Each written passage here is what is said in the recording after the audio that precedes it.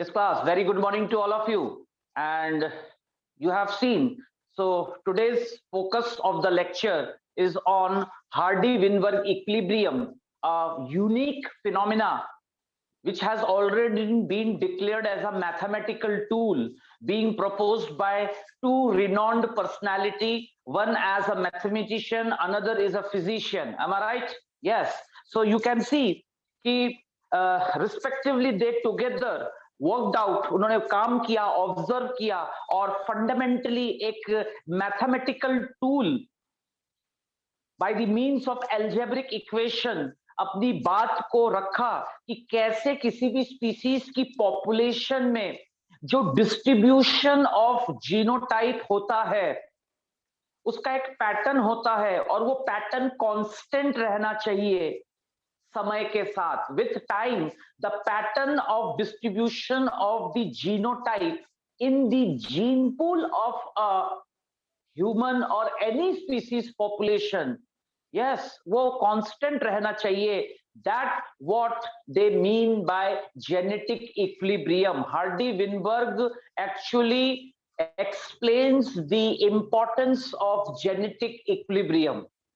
That's how I have started my lecture previously. In the previous lecture मैंने वो सारे concepts आपके सामने रखे थे, लेकिन उस पूरे discussion में हमारे पास 5 ऐसे terms आए जो कि बहुत बड़ा factor play करते हैं. Yes, they are all those events which happens to exhibit in nature continuously, invisibly, unnoticed, but they do bring some or either result and consequence, and the ultimate goal and consequence of all those factors is to bring what we called evolution, because it is an event which actually observable, वो दिखाई देता है, एक समय के बाद महसूस होता है. We can perceive that change है ना, इन दी पॉपुलेशन. क्योंकि हमेशा किसी भी पॉपुलेशन का जो है, स्पीसीज का जो पॉपुलेशन है वो इवॉल्व करता है और उसके लिए ये सारे फैक्टर्स हमेशा लगातार काम कर रहे होते हैं. Yes, they continuously being operating to conduct that act of evolution. लेकिन इसके लिए उसको क्या करना पड़ेगा, क्योंकि खुद इवोल्यूशन एक बदलाव का, it's a process of change. Evolution is defined as a process of change. तो इवोल्यूशन के दौरान क्या और कैसे चेंज होता रहता है, what change we expect from, हम क्या उम्मीद करते हैं, right? So always bring some or either change. Yes, point to be noted, class, point to be noted, it is always the genetic variations. The change is nothing, it is simply the genetic variations. Yes, class, everyone clear? Everyone clear with the introduction?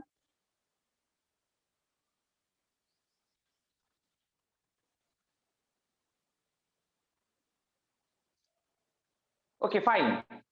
Now let me put up further concepts. आगे बढ़ते हैं हम कि variation word जो हम कहना चाहते हैं हमेशा, right? Variation is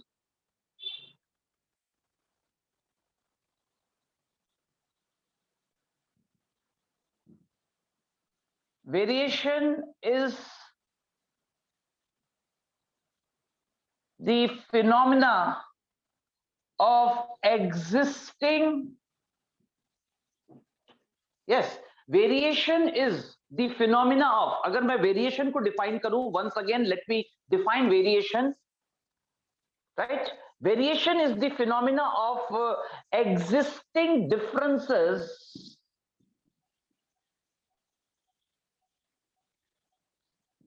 in the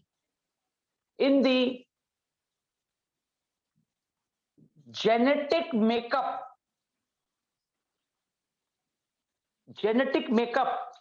What is that genetic makeup? Yes, it's genotype.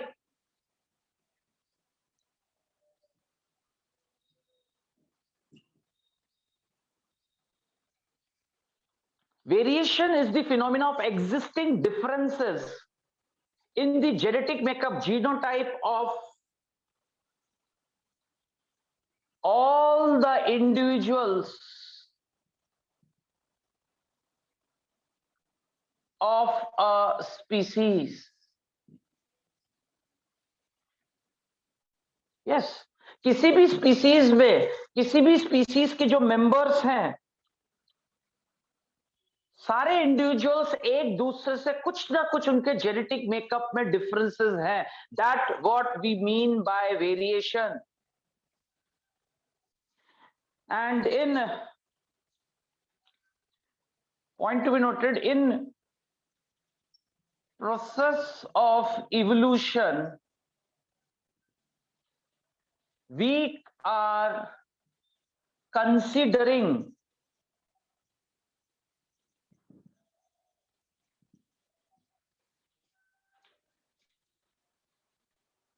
variation is the phenomena of existing differences in genetic makeup. Yes, genetic makeup, genotype of all individuals of a species.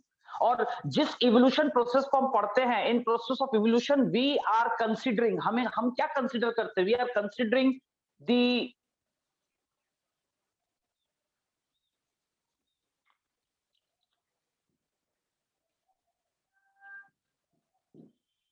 Species diversity.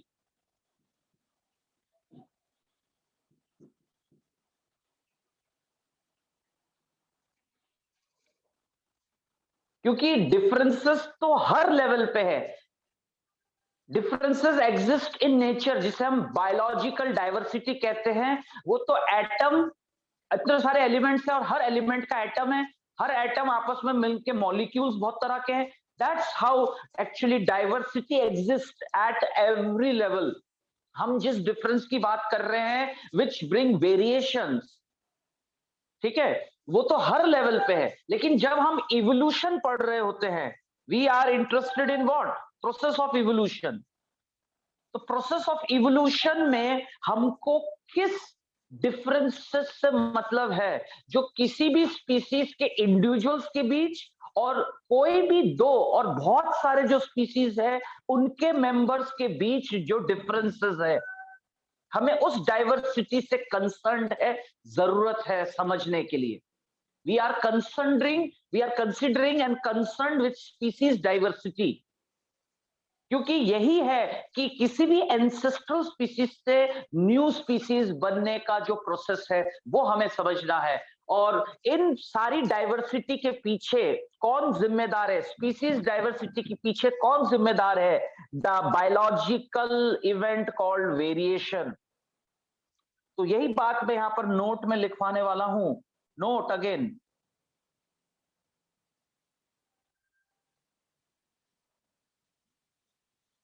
species diversity is the consequence of, yes class, species की भी diversity किसका परिणाम है? Species diversity खुद किसका परिणाम है? अगर हम ग्रास रूट लेवल पे जाके बात करें, बहुत सारे फैक्टर्स मिलके स्पीसीज की डाइवर्सिटी को जो है जनरेट करते हैं, कंडक्ट करते हैं. उसमें तो फिर एबायोटिक एनवायरनमेंट भी आता है.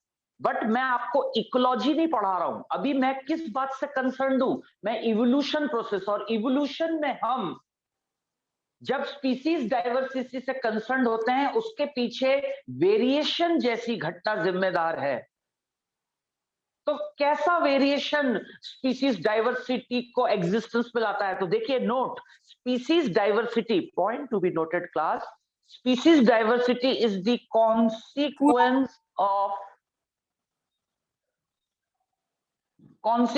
ऑफ यस, कौन सी किसका परिणाम है? Again coming back to the concept, genetic variations. Which variation is responsible? क्योंकि वेरिएशन, डाइवर्सिटी, डिफरेंसेस तो हर लेवल पे है. लेकिन जब दो स्पीसीज या किसी एक ही स्पीसीज के इंडिविजुअल्स अपने जेनेटिक मेकअप में डिफरेंस शो करते हैं, जेनेटिकली एक दूसरे से डिफर करते हैं, सारे लिविंग बीइंग्स के अंदर मौजूद बहुत सारे बायोमोलिक्यूल्स में से मास्टर बायोमोलिक्यूल जो जेनेटिक मटेरियल है और उसका केमिकल कॉन्फ़िगरेशन जो है वो किसी भी दो इंडिविजुअल का कभी भी एक जैसा नहीं हो सकता, ना हो सकता है और कभी नहीं हो सकता है, और वो हमेशा चेंज होता रहता है। चेंज क्या होता रहता है? Change. That's the word I have used this morning. Yes class, आप सब लोग देखिएगा ध्यान से, क्योंकि चेंज ही है जो इवोल्यूशन का मेन प्रोसेस है, मेन कॉन्सिक्वेंस है। बदलाव आना पहले एनवायरनमेंट में, और उस एनवायरनमेंट की वजह से उसमें परस्यू करने वाले, सरवाइव करने वाले लाइफ फॉर्म्स। लाइफ फॉर्म्स कौन होते हैं? Different species. तो बदलते समय के साथ एनवायरमेंटल डिफरेंसेस और चेंजेस के साथ लाइफ फॉर्म्स में चेंजेस आते रहना ही इवोल्यूशन है, चेंज आते रहना। तो वो चेंज ग्रासरूट लेवल पे शुरू दिन से कहां रहना चाहिए?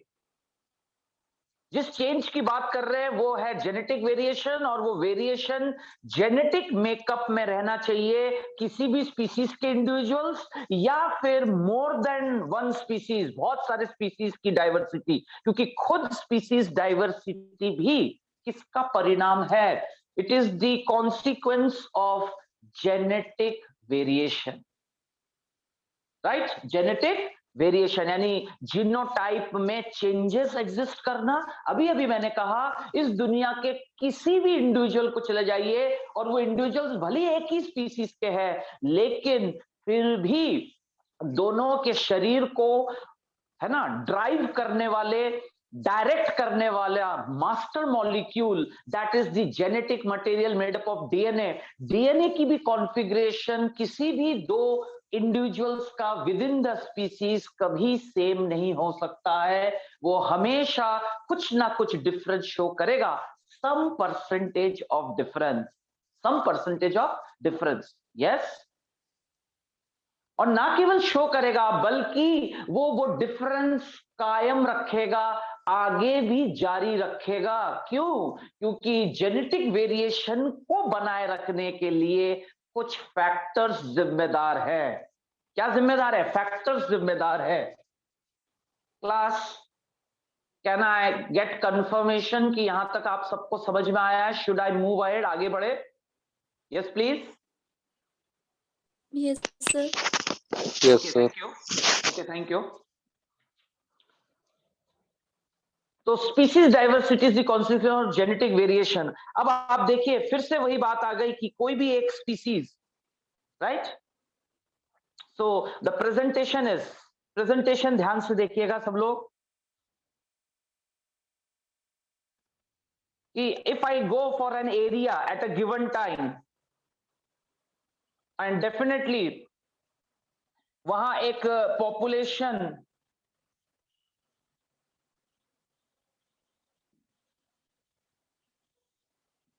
एक्स मौजूद है, किसी भी स्पीसीज का एक्स पॉपुलेशन वहां मौजूद है, राइट? और उस पॉपुलेशन में मौजूद है क्या? Simply, definitely a population is always of a species, और एक स्पीसीज के अंदर ही, विद इन अ स्पीसीज ही हमेशा आपको वेरिएशन मिलेगा। बट ये variation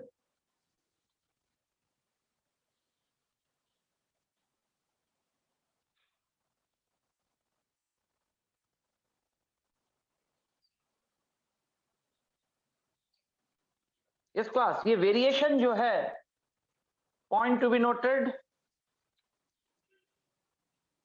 there are 4 factors, point to be noted.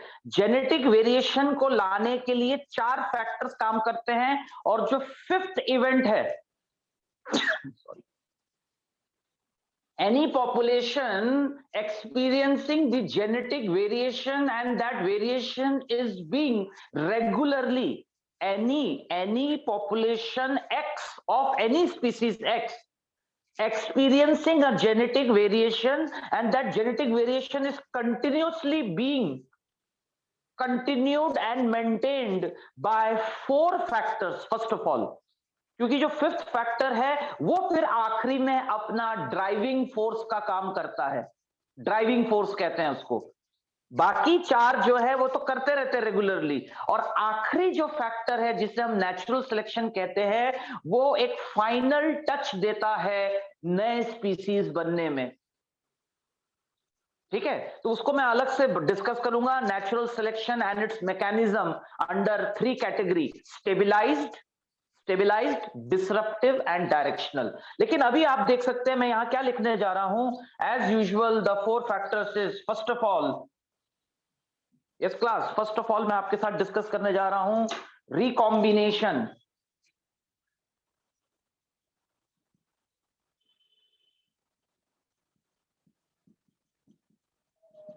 Yes, दूसरा है mutation,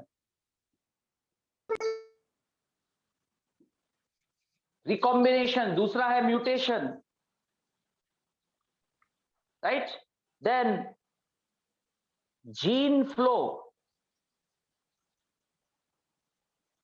gene flow, and the next is genetic drift.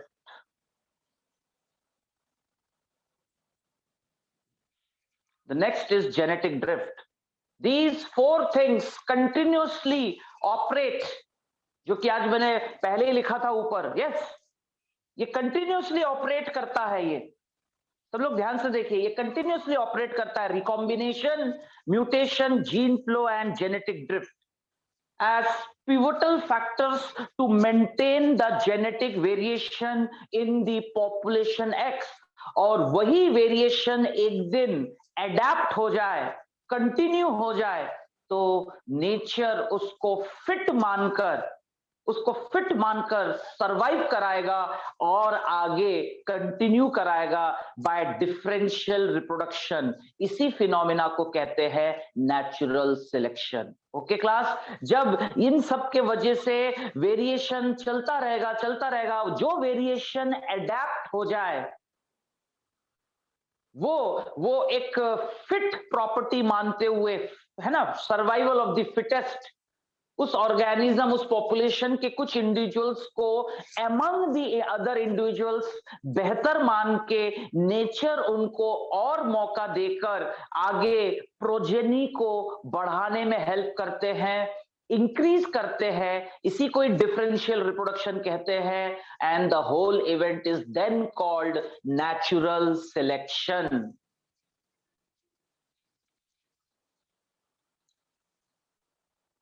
Class यहां तक समझ में आया everyone? Yes please. Yes sir. Okay, now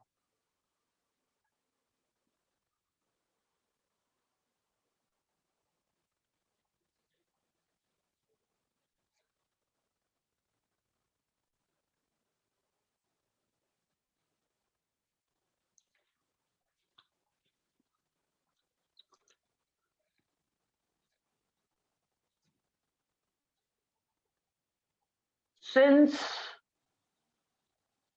genetic variation is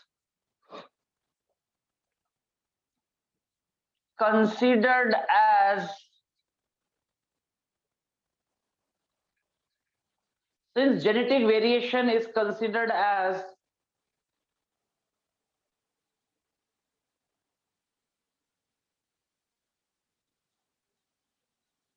change in genetic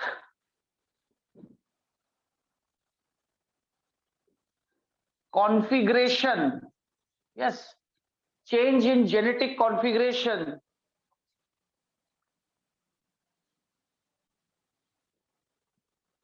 among the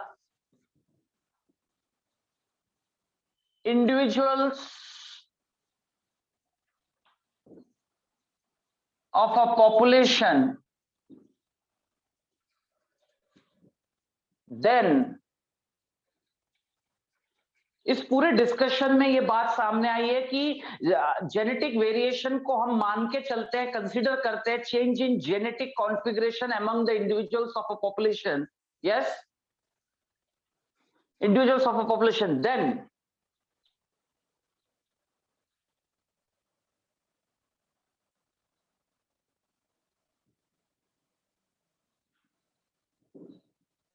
various mechanisms of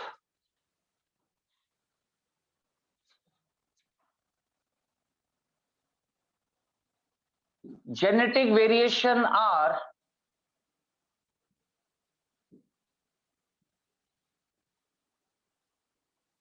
yes.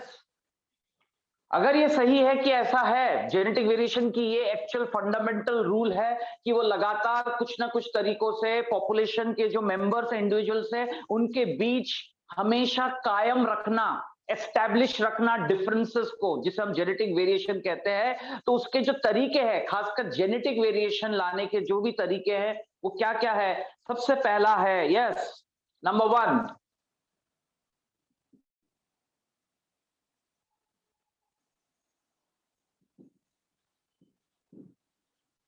Recombination. Recombination. तो आज के बाद आप सब लोग को क्या याद रखना है? What is correct about recombination as mechanism of genetic variation? Evolutionary process या इवोल्यूशन में नए स्पीसीज बनने में रिकॉम्बिनेशन जैसा इवेंट, कोई भी बायोलॉजिकल घटना जिसे मैं रिकॉम्बिनेशन कहता हूं, वो पहले जेनेटिक वेरिएशन कैसे लाता है, दैट इज द पॉइंट. तो देखिएगा क्लास ध्यान से, व्हाट इज ट्रू. सबसे पहले तो it is a cytological event.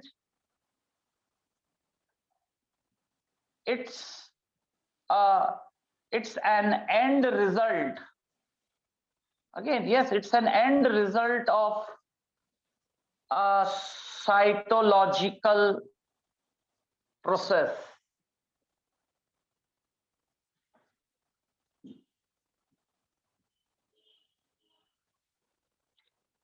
Meiosis.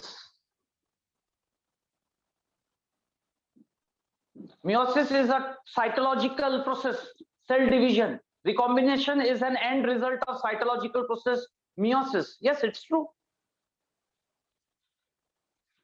फिर देखिएगा,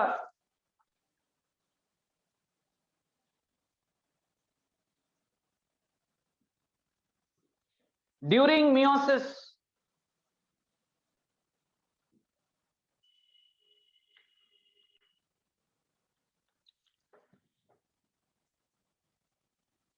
crossing over occurs as reshuffling of genes.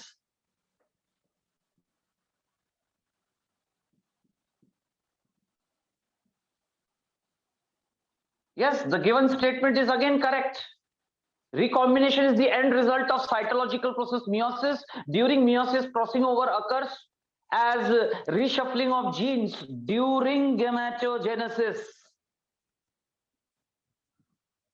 During, और ये कब होता है? During, yes class, a special event called gametogenesis.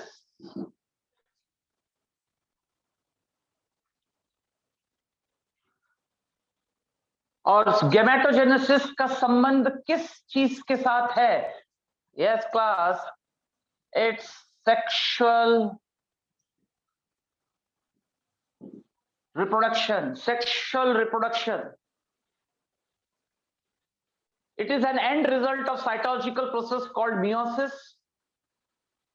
And खुद रिकॉम्बिनेशन एक जेनेटिक वेरिएशन का मैकेनिज्म है. और मियोसिस के दौरान जो क्रॉसिंग ओवर होता है, reshuffling of genes, parental genes. तो गैमेटोजेनेसिस के दौरान, what is gametogenesis? Reproductive event.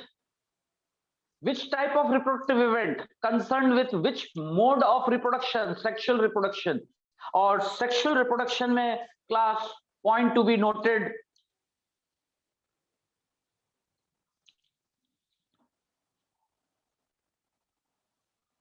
It's a biparental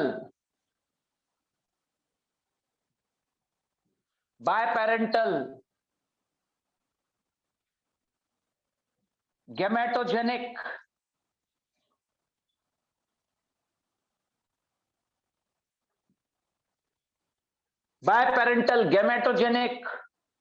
reproduction होता है. Syngamic. Yes, these are the terms which truly defines the reason of genetic variation brought by recombination. Recombine करना. तो दो parent मतलब दो इंडिविजुअल्स के जेनेटिक मेकअप का आपस में रिशफल होना. दो इंडिविजुअल्स जो खुद एक दूसरे से अलग थे, एज अ कपल वो मैरिज लाइफ में आए और इंटरकोर्स किया और उनके जेनेटिक मेकअप को, जो उनके पास खुद का अपना पेरेंटल जेनेटिक मेकअप था अपने अपनी फैमिली का, belonging to that species, with a difference. सही बात है. तो बाय पेरेंटल रिप्रोडक्शन है, दो इंडिविजुअल्स इन्वॉल्व है, गैमेट्स बनते हैं, फर्टिलाइजेशन होता है. सिनगैमिक मींस फर्टिलाइजेशन होता है. This is how recombination act as to bring genetic variation among the individuals. क्योंकि upcoming offspring, जो upcoming उसका जनरेशन होगा किसी भी कपल का, वो अपने माता पिता से कुछ तो डिफरेंट होगा. That difference is enough to establish the act of evolution in upcoming days. भले ही वो सालों साल काफी लंबे समय बाद दिखेगा, बट जनरेशन जो है इस तरह से कैरेक्टर्स वेरिएशन के साथ, जेनेटिक वेरिएशन के साथ पास होगा. So that's all about recombination. ठीक है, कि बाय पेरेंटल गैमेटोजेनिक सिनगैमिक रिप्रोडक्शन होता है.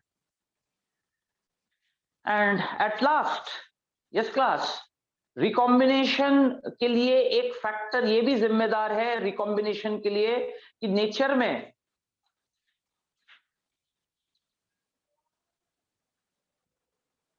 Recombination brought about by sexual reproduction, और सेक्सुअल रिप्रोडक्शन में एक फैक्टर ये भी है कि रैंडम मेटिंग कहते हैं.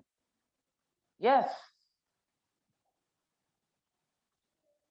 रैंडम मेटिंग मतलब पॉपुलेशन में, अगर हम human population, social population human का ही एग्जांपल ले, तो किसकी शादी किससे होगी अगर बाय नेचर हम बात करें, ये एश्योर नहीं रहता. It's a random event.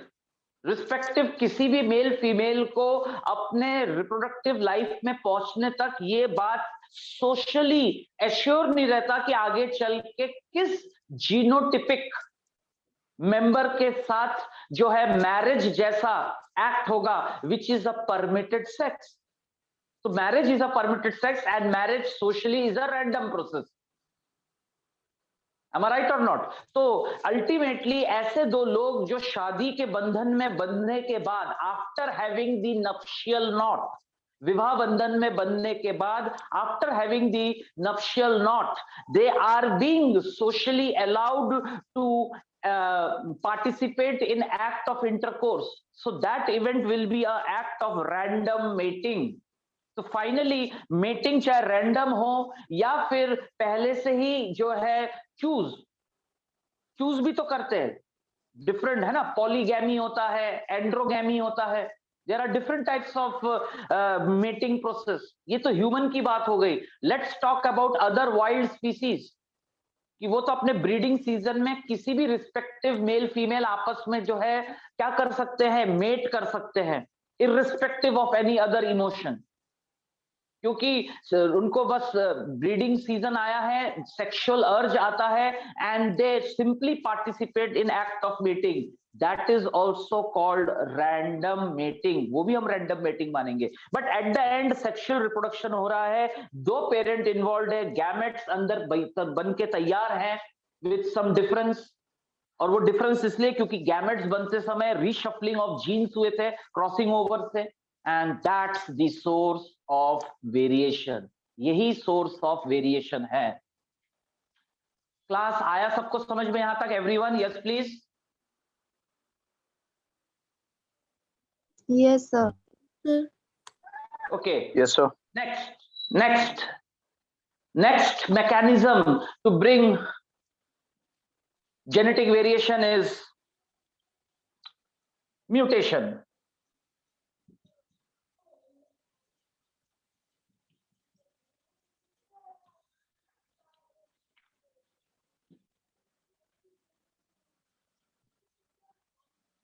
It's a sudden change in, again, genetic configuration. It is a sudden change in genetic configuration of genetic material. Yes, it's a sudden change in genetic configuration of genetic material. And everyone know what is the genetic material.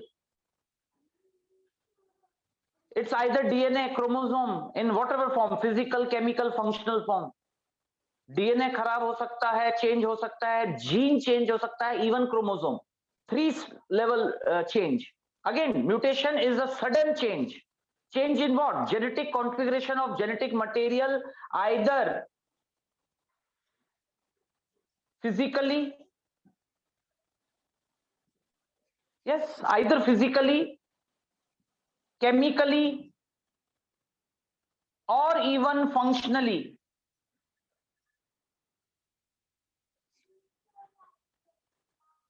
To bring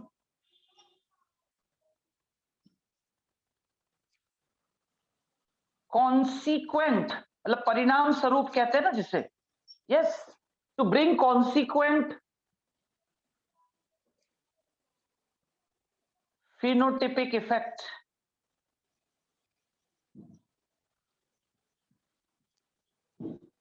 Mutation is broadly defined as अचानक होने वाला जो वो change है. हालांकि there is a reason, होता वो अचानक ही है, but we are aware of the reason, क्योंकि जो भी एजेंट और फैक्टर इस अचानक चेंज को लाता है जिससे कि जेनेटिक मटेरियल किसी भी ऑर्गेनिज्म का, yes class, point to be noted, किसी भी ऑर्गेनिज्म का जो जेनेटिक कॉन्स्टिट्यूशन कॉन्फ़िगरेशन जो बना था, क्रोमोसोम लेवल, फिजिकली, डीएनए का एक सिंगल न्यूक्लियोटाइड चेंज हो सकता है केमिकली, इसलिए लिखा है, या फिर पूरा का पूरा एक जीन जो कि फंक्शनल सीक्वेंस है वो डिस्टर्ब हो जाए. अब वो डिस्टर्बेंस अच्छा है, बुरा है, क्या उसका कॉन्सिक्वेंस होगा वो बात की बात है, बट ऐसा होगा कि किसी फैक्टर की वजह से, जिसे हम म्यूटाजेंस कहते हैं, और वो चेंज कर जाएगा, और वो चेंज अब आगे बेहतर एक्सेप्ट होकर कुछ बेहतर कैरेक्टर लाएगा कि उल्टा डेप्रिसिएशन लाएगा, यानी harmful, helpful, silent, missense, nonsense, whatever effect it will bring, but it's a change, and one of the source of variation. Mutation is one of the source of variation, and indeed genetic variation to operate in the process of evolution according to mutation theory put forwarded by Hugo de Vries. Yes, class. So let me mention further. It is brought about by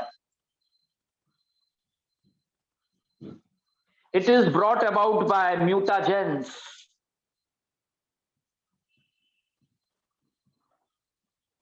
It is brought about by mutagens.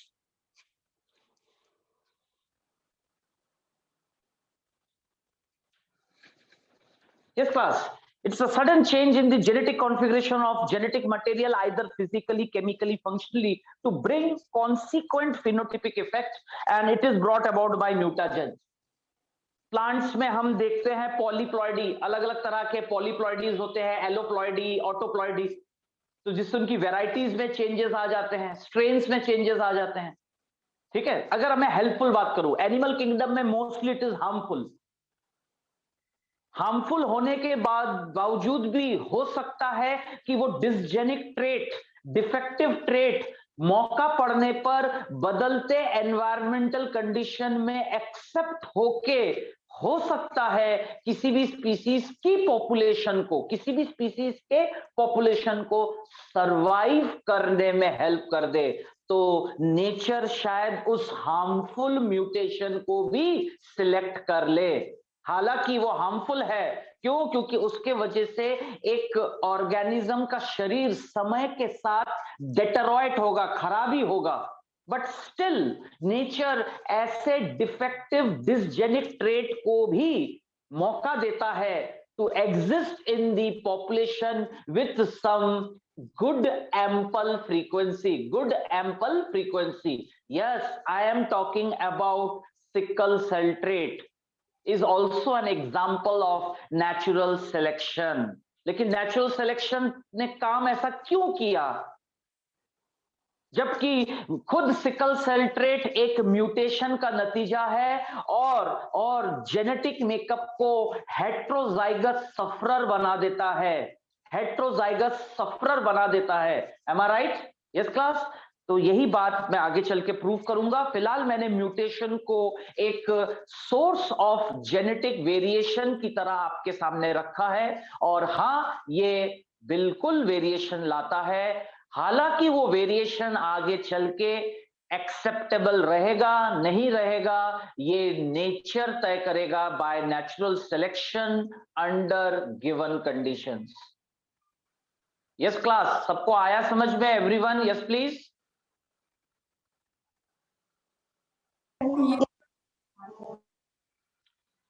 Okay okay, let me move ahead.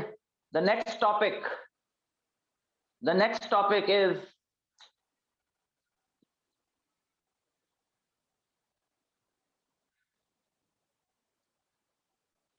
yes class, the next topic is gene flow.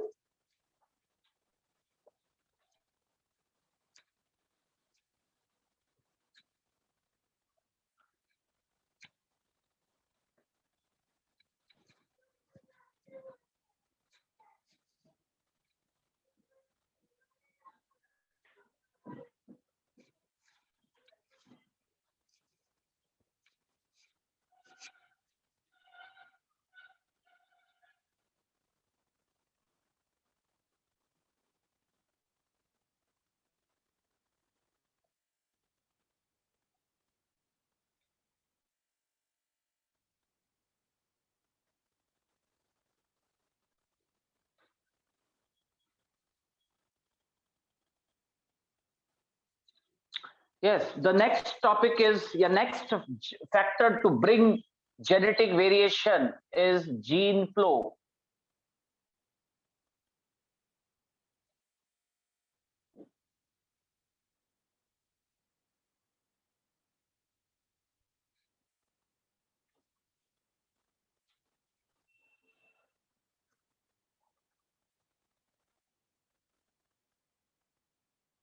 What is gene flow? Yes, what's gene flow means?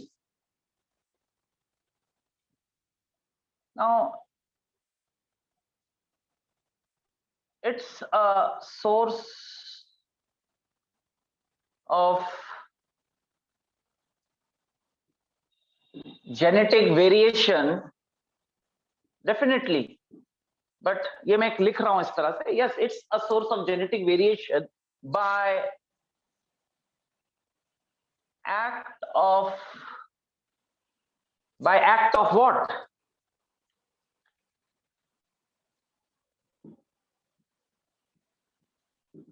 Migration of individuals. Yes, migration of individuals among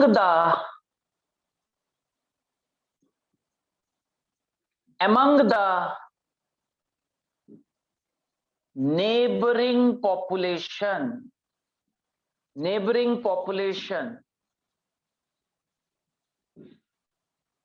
It's a social act, है ना? It's the need of the time. Migration खुद एक biological event है जो हर species का अलग अलग population, her species, a species can have more than one population, right? तो पॉइंट टू बी नोटेड, ये तो होता रहता है नेचर में, किसी भी स्पीसीज के जो इंडिविजुअल्स है, पॉपुलेशन, किसी भी स्पीसीज की पॉपुलेशन के जो मेंबर्स है, इंडिविजुअल्स है, वो अक्सर अक्सर माइग्रेशन करते रहते हैं अपने नेबरिंग पॉपुलेशन के साथ, yes, to a new place, migration of individuals among, और वो उसके वजह से जीन फ्लो कर रहा है. what happens? Yes, it's a source of genetic variation by act of gene flow. किसका परिणाम है, किस एक्टिविटी का परिणाम है, रिजल्ट है? the answer is migration of individuals among the neighboring population in near vicinity, अपने आसपास, in near vicinity. Yes, that's the truth. And how to understand then migration? Migration को कैसे समझा जाए? Yes, it is the inward and outward movement of individuals between two population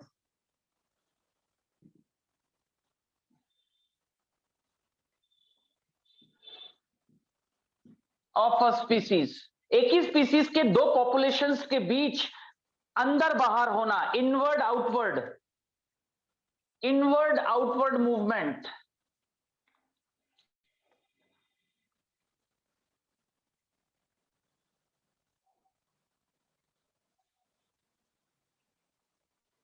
This is the A population and this is the B population, A and B population, या फिर P1 and P2, two population of a species.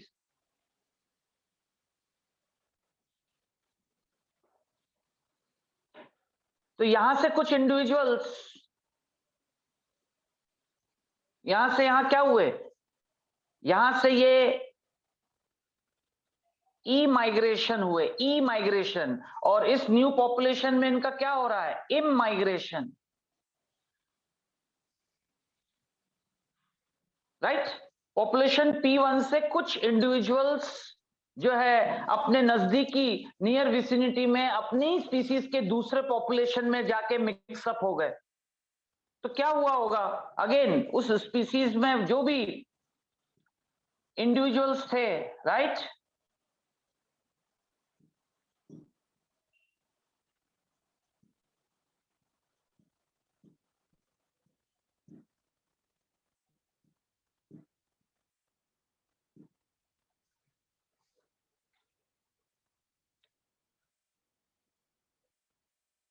E for E-migration, I for immigration.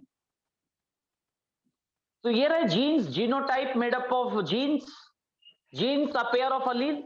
तो जब यहां से यहां नए population के बीच move करेंगे तो क्या हो रहा है, जीन का फ्लो हो रहा है. This is the simple act. तो ओल्ड पॉपुलेशन में क्या हुआ है, रिडक्शन हुआ है, और न्यू पॉपुलेशन में क्या हुआ है, ऐड हुआ है जीनोटाइप. और इससे क्या होगा कि ये पॉपुलेशन जाके इस पॉपुलेशन के साथ, स्पीसीज सेम है, बस पॉपुलेशन डिफरेंट है, लेकिन इस पॉपुलेशन से इस पॉपुलेशन का हिस्सा बन के वहां जाकर फिर मेटिंग करेंगे. तो they will add something new to the gene pool of the population P2. So that's bring genetic variation. ये इंडियंस है, ये अमेरिकन है, ऐसे मान के चलिए, Indian population, American population, area change, population change, species same है. तो इंडिया से कुछ इंडियंस आज से 100 साल पहले, 10 डिकेड अगो, है ना, कुछ फैमिली, कुछ मेंबर्स जो है मूव कर गए अमेरिका में, और वहां के नेटिव्स, वहां के जो नेटिव्स के साथ उन्होंने जो है सोशल, वही it's a social gathering, marriage किया। तो उनके मीटिंग से जो ऑफस्प्रिंग्स आएंगे, they will have something different property. Phenotypic look जो होगा वो इंडियन की तरह होगा, हेयर पैटर्न ये might be, and accent of बोलने का जो तरीका है वो अमेरिकन की तरह होगा। तो इस तरीके से कुछ नयापन बनना, मतलब जीन का फ्लो होना, that's what the event called gene flow. It is a source of genetic variation by act of migration of individuals among the neighboring population in near vicinity, and जिसमें इनवर्ड आउटवर्ड मूवमेंट इंडिविजुअल्स का होता है। सही बात है कि यहां से यहां आउटवर्ड मूवमेंट हुआ और यहां नए पॉपुलेशन में इनवर्ड मूवमेंट हुआ। Between two population of a species. Yes class, सबको आया समझ में how it can act as a source of genetic variation? Yes, please. Yes, sir. Okay, fine. Good. That's good.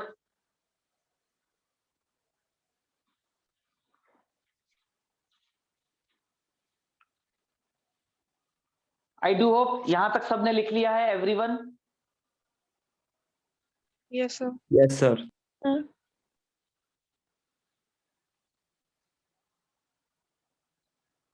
Okay, that's good. आगे बढ़ते हैं।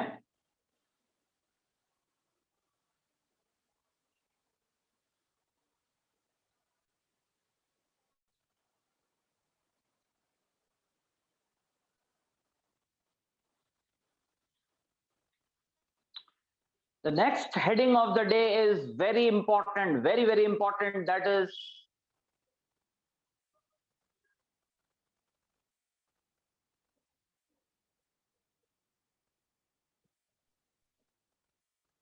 genetic drift.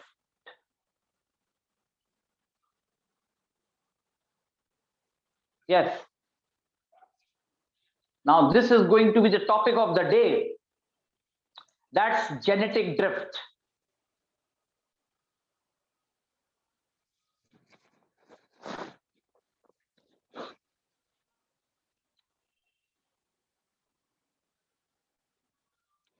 Now, first of all, let me mention,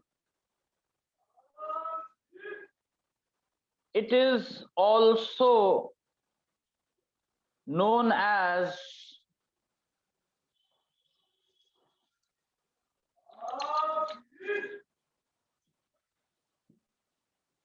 Seawolf's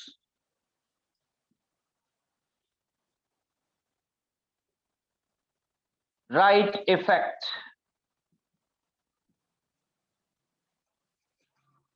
Yes, class. Point to be noted. Genetic drift is also popularly known as Seawolf's right effect.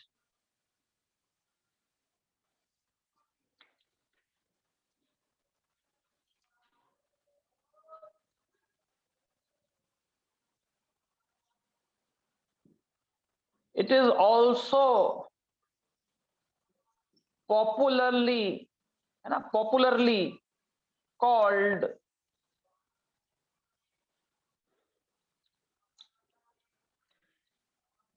Sampling error.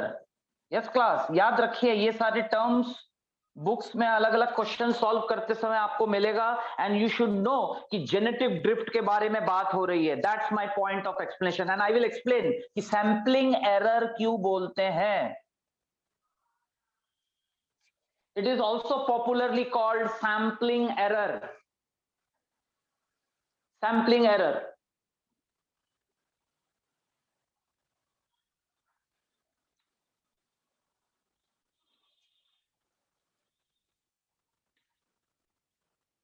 Now, what is the punchline of the topic?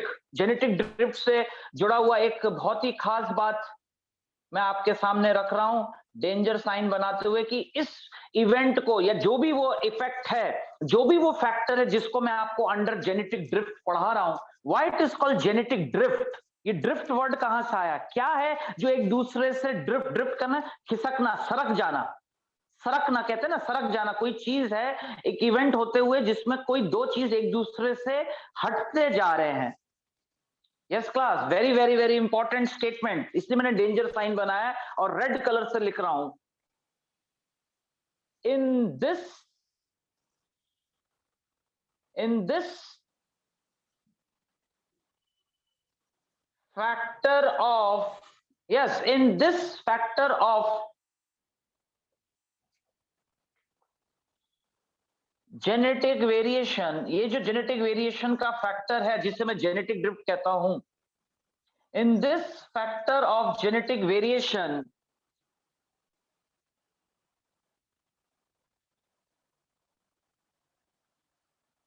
To alleles, ध्यान से देखिएगा class, बिल्कुल आराम से, कोई जल्दबाजी नहीं है। In this factor of genetic variation to alleles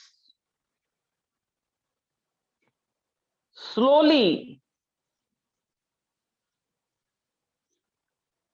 move away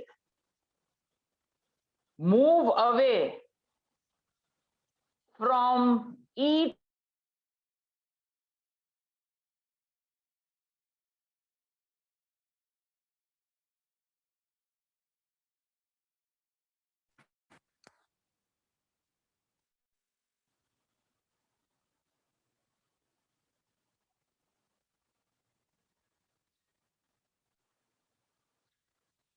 yes class, point to be noted. In this factor of genetic variation, genetic drift is a factor of genetic variation, right? Two alleles slowly move away from each other, hence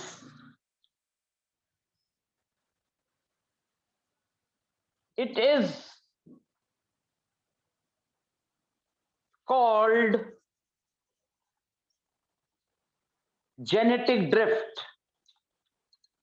Hence it is called genetic drift.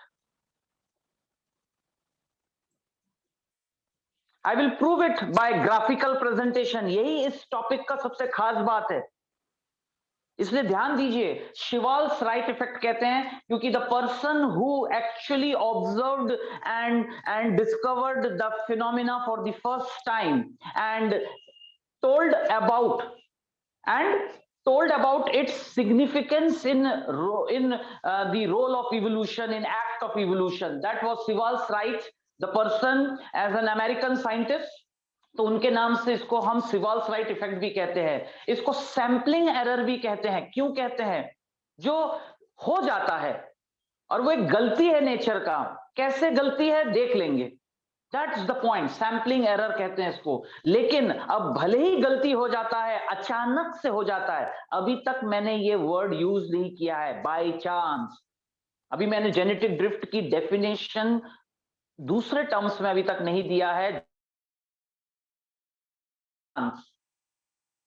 Clear? तो लेकिन जो भी है, इस genetic variation में ये देखा गया है कि दो ऑपोजिट अलील्स, जो कंट्रास्ट अलील्स है, जो कंट्रास्ट ट्रेट के लिए जिम्मेदार होते हैं, एक कैरेक्टर के जो कंट्रास्टिंग ट्रेट्स होते हैं, फीचर्स होते हैं, उसके लिए जिम्मेदार जो दो अलील्स होते हैं, डोमिनेंट और रिसेसिव, वो एक दूसरे से फार अपार्ट, मतलब दूर हो जाते हैं समय के साथ, वो चांस बढ़ जाता है, इसलिए इसको हम जेनेटिक ड्रिफ्ट कहते हैं। अब इस बात को मैं graphically proof,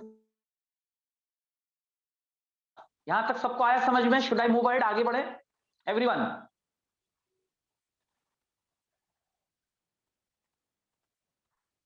yes sir. Yes okay good.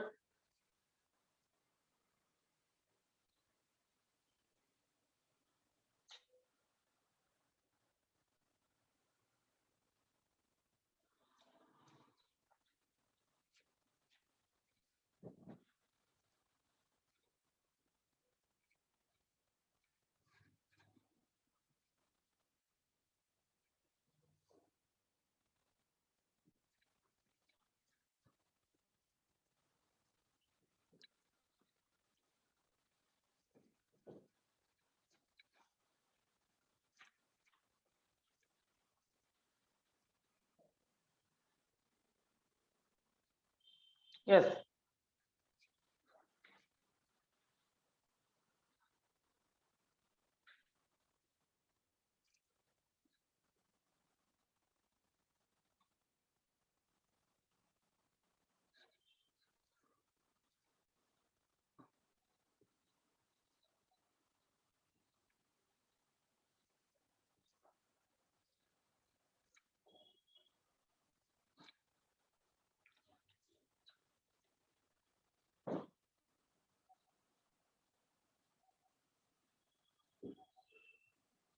It is simply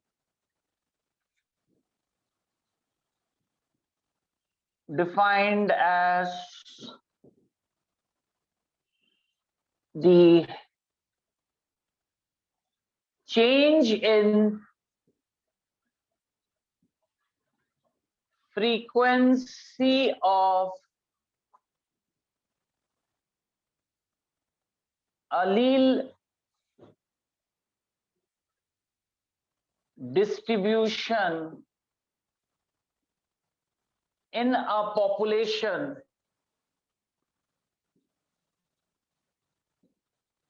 Yes, it is simply defined as the change in the frequency of allele distribution in a population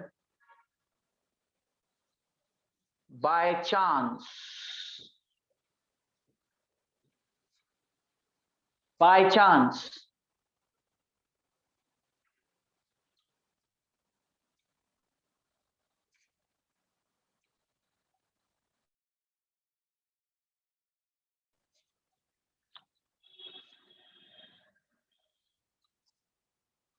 सारे सारे जो फैक्टर्स है सब में ही अलील की फ्रीक्वेंसी चेंज होती है।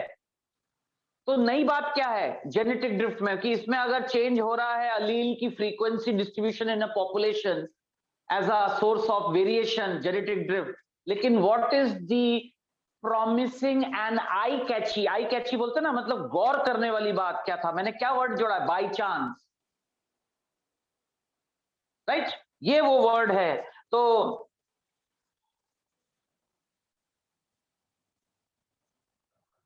Note, it means it means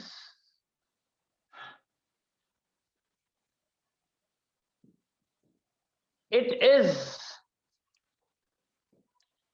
is occurring without any cause, मतलब उसके पीछे होने का कोई बेसिक मोटिव नहीं था, without any aim, and thus not it is not, class please ध्यान करिए, नोट, जेनेटिक ड्रिफ्ट जो होता है it means it is occurring without any aim, बिना किसी एम के, बस हो जाता है वो, तो बस अब हो जाता है तो उसके परिणाम में लंबे अरसे में देखा गया है कि शायद इवोल्यूशन में एक फैक्टर का काम करे, लेकिन वो जो घटना होती है उसका एम इवोल्यूशन नहीं था,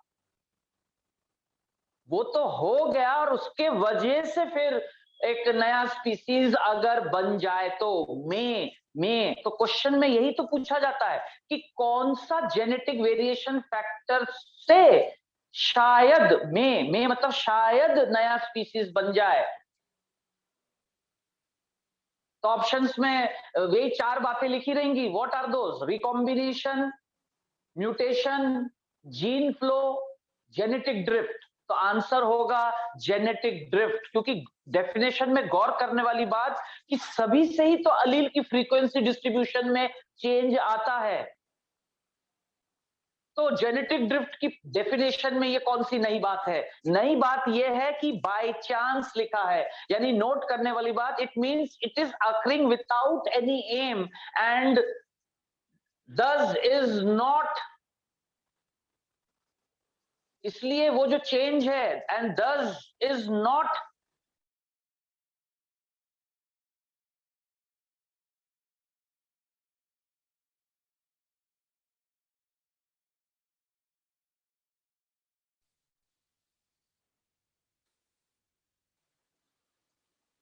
It means it is occurring without any aim and thus is not adaptable. Class ये लाइन सबको समझ में आया? क्योंकि वो तो हो गया, उसके लिए कोई भी स्पीसीज की पॉपुलेशन, किसी भी स्पीसीज की पॉपुलेशन और उस पॉपुलेशन के इंडिविजुअल्स तैयार नहीं थे, रेडी नहीं थे, तैयार नहीं थे, क्योंकि कोई एम ही नहीं था। वो तो एक ऐसी घटना हो गई, बाय चांस एक घटना हो गई जिसमें अलिलिक डिस्ट्रीब्यूशन की जो फ्रीक्वेंसी है उसमें चेंज आ गया। तो चेंज तो आया ना, और कोई भी चेंज आना ही इवोल्यूशन का एक फैक्टर बन सकता है। इसलिए हम जेनेटिक ड्रिफ्ट को यहां पढ़ रहे हैं। लेकिन नोट करने वाली बात यह है कि वो तो बिना किसी एम के हुआ था वो घटना, और वो एडेप्टेबल नहीं है, and this is not adaptable. Yes, I will prove it. मैं सब साबित करूंगा, ये तो मैं लिटरेचर लिखवा रहा हूं। क्लास एवरीवन ध्यान से सुन के याद कर लीजिए बिल्कुल ये बातें, तभी क्वेश्चंस बिना गलती के आप सॉल्व करोगे। और अभी अभी मैंने आपके सामने एक क्वेश्चन बनाया कि कौन सा जेनेटिक वेरिएशन है ना शायद इवोल्यूशन करा दे, में यानी नया स्पीसीज बना दे, क्योंकि बाकी तीनों फैक्टर्स तो ड्राइविंग फोर्स हैं। जीन फ्लो नया स्पीसीज बनवाई देता है, म्यूटेशन बिल्कुल वैरायटी चेंज कर देता है, धीरे धीरे नया स्पीसीज बन जाता है, और रिकॉम्बिनेशन तो वेरिएशन का बहुत प्रोमिनेंट सोर्स है, और सेक्सुअल रिप्रोडक्शन होता ही है वेरिएशन लाने के लिए, और वेरिएशन होता ही है इवोल्यूशन लाने के लिए। लेकिन जेनेटिक ड्रिफ्ट का तो एम ही नहीं था, जो वो घटना होती है उसका एम नहीं था, वो तो बाय चांस हो गया, और कभी भी वो एडेप्टेबल नहीं है, and this is not adaptable. जबकि डार्विन की थ्योरी में एडेप्टेशन को ही तो जगह दी गई है। Heritable character, hidden heritable character जो था अंदर, और वो मौका लगा तो एग्जिबिट करके पनपने की तैयारी, सरवाइव करने की तैयारी। जेनेटिक ड्रिफ्ट में ऐसी कोई बात नहीं आएगी, सब कुछ बाय चांस होता हुआ दिखेगा, और फिर पता चला कि एक नया स्पीसीज बन गया। मे बी शायद।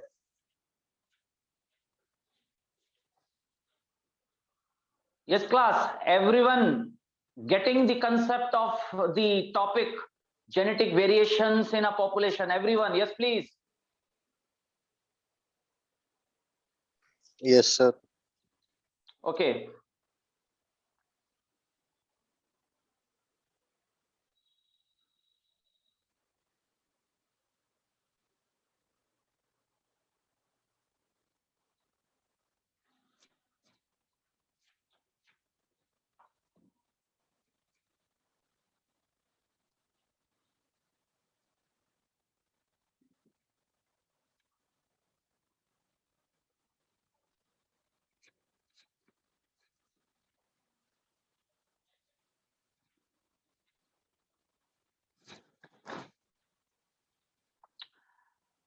Now, some salient features.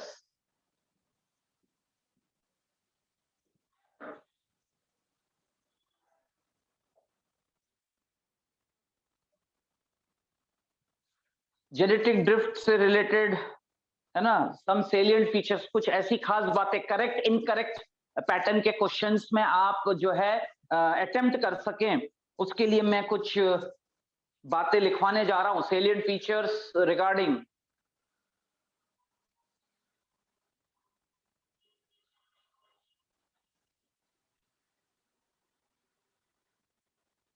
देखिएगा सेलिएंट फीचर्स का सबसे पहला पॉइंट,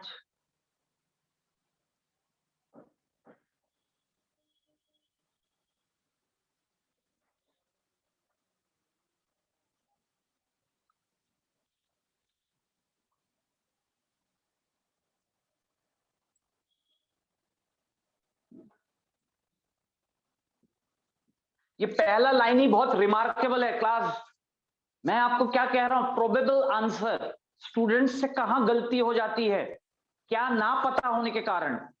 जो पता है उससे क्वेश्चन सॉल्व नहीं होता है, कभी कभी क्वेश्चन सॉल्व इससे भी होता है कि आपको क्या पता नहीं था, और पता था तो कैसे पता था, वो बात पता कैसे था। इसलिए रट्टाफिकेशन मतलब आपसे पॉइंट्स रट मत लीजिए, उसको समझ लीजिए, तो फिर आप कभी गलती नहीं करेंगे। तो देखिएगा ध्यान से, सेलिएंट फीचर का पहला लाइन कि जेनेटिक ड्रिफ्ट जैसी घटना it can occur in any population size, large, medium and small. Yes class, it can occur in any population size, large, medium, small. लेकिन फिर आप देख सकते हैं मैंने स्मॉल पॉपुलेशन पर एस्ट्रिक साइन बनाया।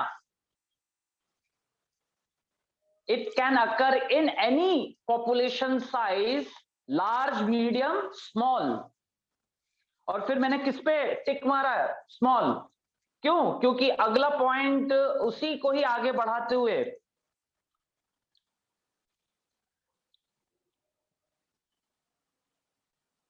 कि the effect of genetic drift is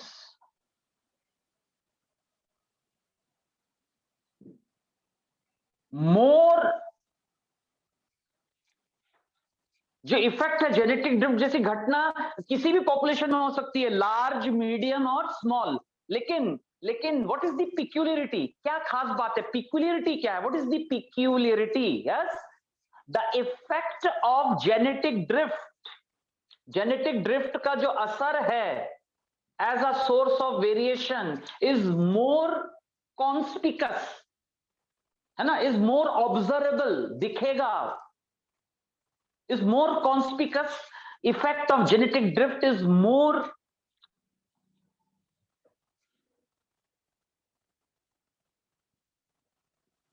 observable,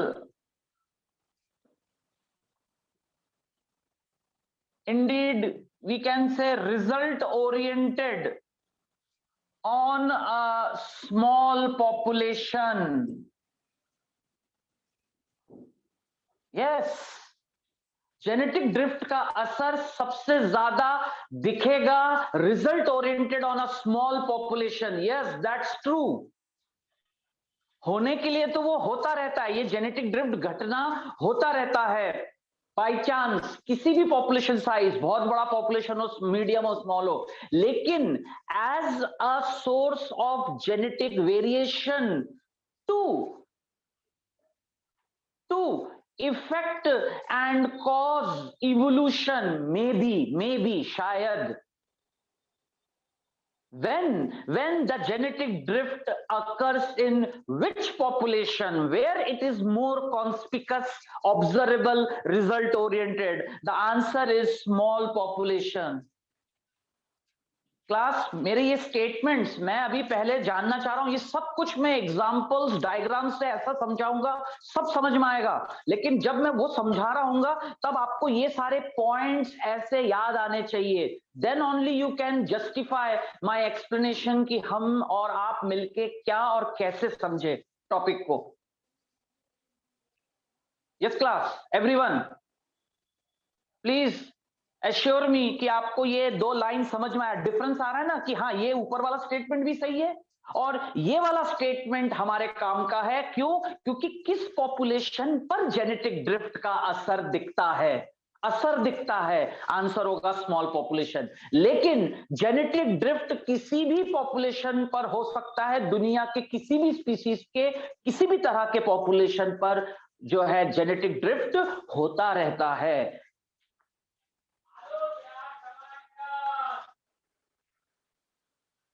Next point.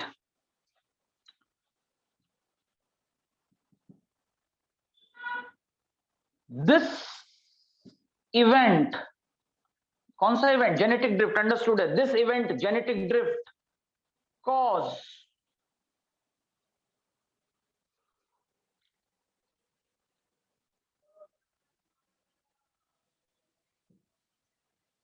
fixation Yes, class. I repeat.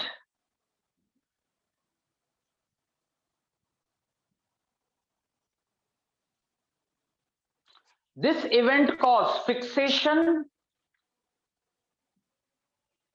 or loss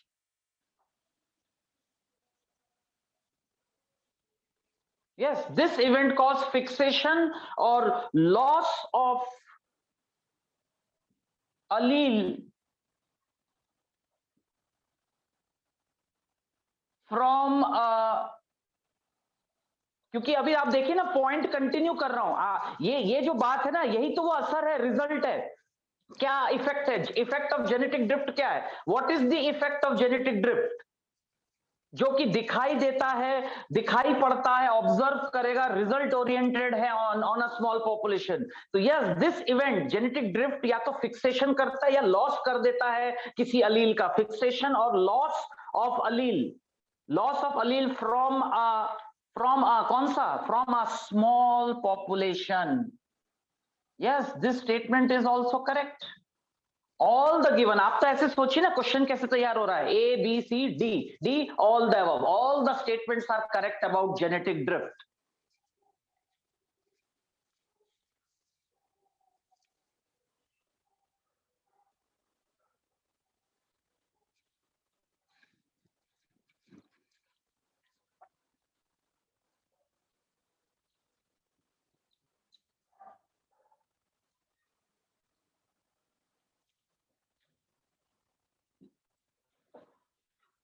फिर लास्ट पॉइंट आज का ये जो सेलिएंट फीचर का कि a genetic drift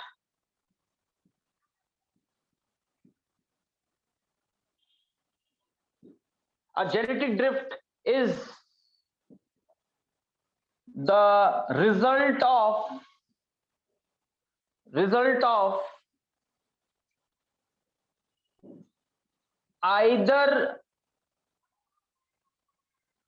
migration point to be noted class confuse मत होइए कि सर माइग्रेशन से तो जीन फ्लो होता है class point to be noted मैं डिफरेंस बता दूंगा डायग्राम के थ्रू अगेन मैं डिफरेंस बता दूंगा इससे पहले का भी डायग्राम माइग्रेशन का मैंने दिखाया था और जीन फ्लो का मतलब समझाया था और वो होता रहता है इनवर्ड आउटवर्ड लेकिन यहां पर जो माइग्रेशन होगा वो एक बाय चांस वर्ड जुड़ जाएगा उसमें बाय चांस वर्ड जुड़ जाएगा ध्यान दीजिएगा yes genetic drift is the result of either migration और natural disaster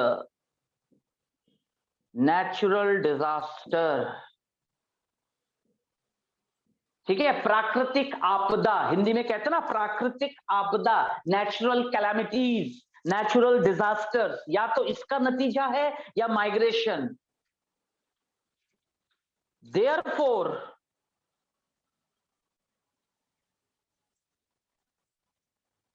it is of two types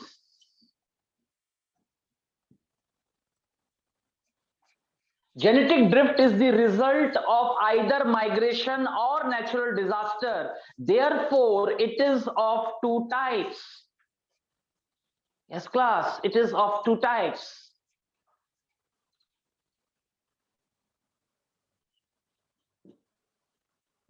it is of two types and what they are yes class just have a clapping we have come to the topic इस पर ताली बजनी चाहिए the answer is founder effect and the other genetic drift mechanism या example is bottleneck effect